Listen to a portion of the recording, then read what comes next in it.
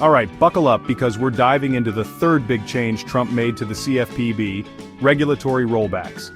And it's about as fun as it sounds. Imagine you're at a buffet, right? You've piled your plate high with consumer protections, rules against predatory lending, arbitrary fees, that sort of thing. Then, Trump strolls in with a flimsy plastic spork and starts flicking those protections off your plate one by one. That's essentially what happened. Remember the payday lending rule, the one that was supposed to stop lenders from trapping people in cycles of debt? Yeah, that got weakened. The rule requiring financial advisors to act in their clients' best interests, not just their own, also softened. It's like the administration went through a checklist of things that protect consumers and decided, nah, let's get rid of them. And who benefits from all this deregulation? Well, not you.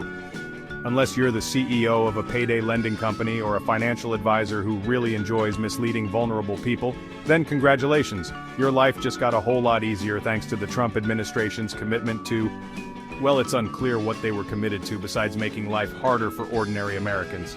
One of the most egregious examples of this regulatory rollback frenzy was the gutting of the CFPB's arbitration rule.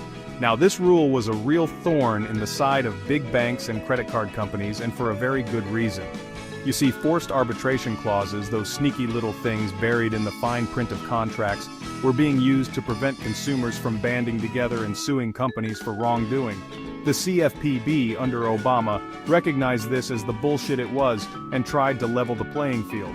They introduced a rule that would have allowed consumers to join class action lawsuits against financial institutions.